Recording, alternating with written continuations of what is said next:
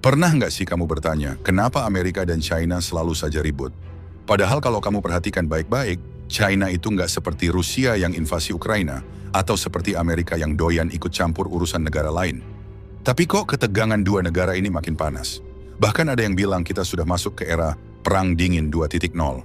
Kamu pasti sudah sering dengar alasan-alasan mainstream seperti, oh karena perang dagang, karena China nyontek teknologi Amerika, atau karena China ngeluarin banyak duit buat militer.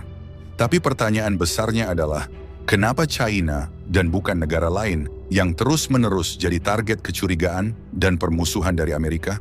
Jawaban sederhananya, karena China sukses. Tapi bukan sukses biasa. Ini sukses yang bikin Amerika deg-degan karena datang dari negara yang sama sekali nggak demokratis. Iya, kamu nggak salah dengar. China itu satu-satunya negara besar di dunia yang bisa melawan dominasi Amerika tanpa perlu sistem demokrasi ala Barat. Dan disinilah letak masalahnya. Amerika dibesarkan dalam keyakinan ideologis bahwa demokrasi itu satu-satunya jalan menuju kemajuan. Ini semacam agama sipil buat mereka. Dan waktu mereka lihat China dengan sistem satu partai, tanpa kebebasan pers, tanpa pemilu bebas, tapi ekonominya tetap melesat, kelas menengahnya tumbuh, teknologinya ngebut, dan rakyatnya nggak kabur, itu bikin narasi mereka runtuh. Kamu tahu nggak, tahun 1980, nol warga China yang bisa pergi jalan-jalan ke luar negeri. Hari ini, lebih dari 120 juta orang China pergi ke luar negeri, dan balik lagi. Kamu pikir orang bakal balik ke negara penindas setelah merasakan Paris, New York, Tokyo? Nope. Artinya, rakyatnya merasa cukup nyaman. Dan itu bikin Amerika bingung. Amerika merasa, kalau China bisa sukses tanpa demokrasi, terus selama ini kita jualan demokrasi ke dunia buat apa? Mereka merasa ancaman eksistensial. Bukan karena China mau nginvasi negara mereka, tapi karena sistem mereka bisa bikin dunia mikir. Mungkin ada jalan lain selain demokrasi liberal. Masalahnya makin rumit karena selama 40 tahun terakhir, China bukan cuma stabil, tapi juga mengalami transformasi sosial dan ekonomi yang luar biasa. Kamu mungkin gak kebayang, tapi sekitar tahun 1978, orang-orang di Beijing masih pakai baju seragam semua, makan di kupon, dan naik sepeda kemana-mana. Sekarang, kamu bisa naik sepeda listrik sewaan pakai QR Code, pesan makanan dari HP, dan bangun tidur lihat gedung pencakar langit dari jendela apartemen. Dalam waktu yang relatif singkat, China berhasil mengeluarkan ratusan juta rakyatnya dari kemiskinan. Itu bukan cuma keberhasilan ekonomi, itu revolusi sosial. Dan semua itu dilakukan di bawah kepemimpinan Partai Komunis. Nah, kamu bayangin sekarang kamu jadi elit politik Amerika. Kamu percaya bahwa demokrasi sama dengan kemajuan. Tapi kamu lihat China, yang secara teori harus gagal, malah jadi negara dengan pertumbuhan paling konsisten di dunia. Kebayang dong gimana paniknya. Dan ini bukan cuma soal emosi atau rasa gengsi, ini soal geopolitik jangka panjang. Amerika punya kepentingan untuk mempertahankan status quo. Mereka penguasa dunia, mereka jadi kiblat ideologi. Tapi ketika ada negara lain yang bilang, kita nggak perlu jadi seperti kamu buat maju, itu langsung dianggap ancaman. Banyak pemikir strategis Amerika ngerti hal ini, tapi mereka jarang ngomong terbuka. Karena kalau mereka ngaku, berarti selama ini semua upaya mereka menyebarkan demokrasi ke Irak, ke Afghanistan, ke Timur Tengah, gagal total. Bahkan banyak yang malah jadi bumerang. Salah satu analogi yang sering dipakai adalah Rusia. Setelah Uni Soviet bubar, Rusia buru-buru berubah jadi negara demokrasi. Hasilnya, kacau. Ekonomi anjlok, harapan hidup turun, angka kemiskinan naik drastis, dan elit di China lihat itu sebagai bukti bahwa pergantian sistem politik secara mendadak itu gila. Mereka belajar, jangan sampai seperti Rusia. Lebih baik stabil, bahkan kalau itu berarti kontrol politik yang ketat. Kamu boleh setuju atau enggak, tapi dari sudut pandang mereka, itu keputusan rasional. Dan lucunya, kalau kita balik ke masa lalu Amerika, mereka juga seperti itu waktu baru bangkit. Tahun 1897, Teddy Roosevelt naik ke panggung nasional. Dan dalam waktu 10 tahun, Amerika nyerang Spanyol, merebut Filipina, ngancem Jerman Inggris, bahkan dukung kudeta buat bikin Panama. Jadi waktu Amerika bilang ke China, jangan seperti kami ya pas lagi bangkit, mereka sebenarnya lagi ngomong ke cermin. Ironis banget kan? Jadi kalau kita balik ke pertanyaan awal, kenapa Amerika terus berselisih sama China? Jawabannya bukan cuma karena militer atau ekonomi, tapi karena identitas. Amerika merasa diganggu.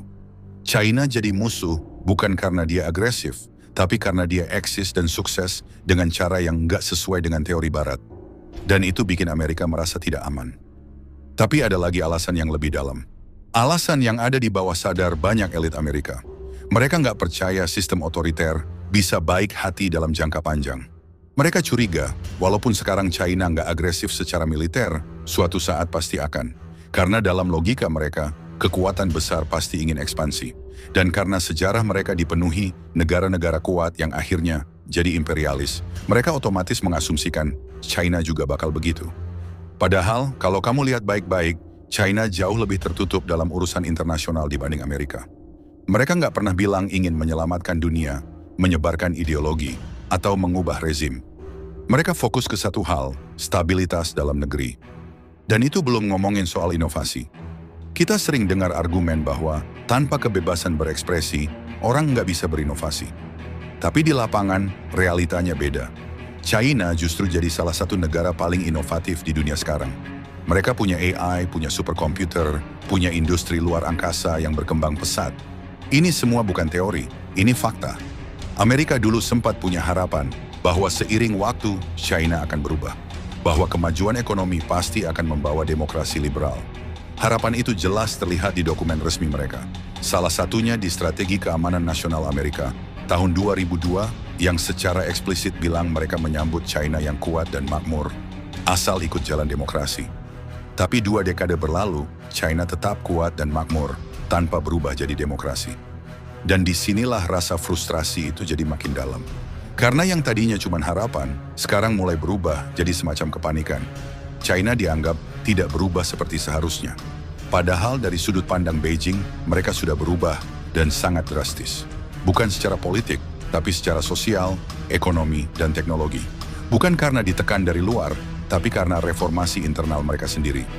Amerika mungkin melihat China sebagai negara yang belum selesai berevolusi secara politik. Tapi bagi orang-orang China sendiri, ini bukan tahap sementara menuju demokrasi barat. Ini adalah bentuk final yang mereka percaya berhasil menjaga stabilitas dan membawa kemajuan. Tapi anehnya, Amerika nggak banyak mengevaluasi ulang cara pandangnya. Mereka tetap ngotot bahwa perubahan politik di China harus terjadi, bahwa sistem otoriter nggak bisa bertahan. Padahal dari sisi historis, China punya warisan budaya dan struktur pemerintahan yang sangat beda dengan dunia barat. Ingat, ini peradaban 4.000 tahun. Mereka punya catatan sejarah yang jauh lebih panjang dari umur negara Amerika sendiri. Dan dalam konteks sejarah mereka, 40 tahun terakhir ini adalah era paling stabil, makmur, dan aman yang pernah mereka alami. Ini bukan soal suka atau tidak suka. Ini soal persepsi internal yang membentuk keputusan-keputusan strategis mereka. Amerika punya ekspektasi bahwa kebebasan politik adalah kebutuhan dasar manusia. Tapi China menunjukkan bahwa kebutuhan dasar itu bisa juga berupa stabilitas, keamanan, dan kemajuan ekonomi. Dan kalau kamu penuhi itu semua, banyak orang mungkin nggak akan terlalu peduli soal pemilu setiap 4 tahun. Dan ini bikin dilema baru. Karena kalau Amerika terus pakai cara lama buat memahami China, pakai lensa, mereka harus jadi seperti kita, maka gesekan akan terus terjadi. Padahal mungkin sekarang waktunya buat mengakui satu hal penting. Teori Barat tentang pembangunan dan kemajuan enggak universal. Ada jalan lain. Apakah jalan itu sempurna? Tentu enggak. Tapi kalau kita tetap maksa pakai satu ukuran buat semua negara, kita akan terus salah paham. Dan salah paham itulah yang bisa bikin 2 kekuatan dunia ini, yang sebetulnya nggak harus jadi musuh, terus berada di jalur tabrakan. Jadi, apakah Amerika siap menerima kenyataan bahwa mungkin dunia itu nggak harus satu warna? Bahwa mungkin, seperti kata Graham Allison, menyuruh China meniru jalur Amerika abad ke-20 adalah nasihat paling berbahaya? Karena kalau kita dorong China untuk jadi seperti Amerika, jangan kaget kalau mereka juga mulai bertindak seperti Amerika. Dukung kudeta, tampilkan kekuatan militer, dan mulai bilang ke dunia apa yang benar dan salah. Dan saat itu terjadi, dunia bisa jadi tempat yang jauh lebih tidak stabil. Maka pertanyaan akhirnya bukan lagi soal siapa yang benar, tapi bisakah kita hidup di dunia yang nggak semuanya mirip dengan kita? Karena kalau jawabannya tidak, maka perang dingin 2.0 bukan sekadar kemungkinan, tapi kepastian.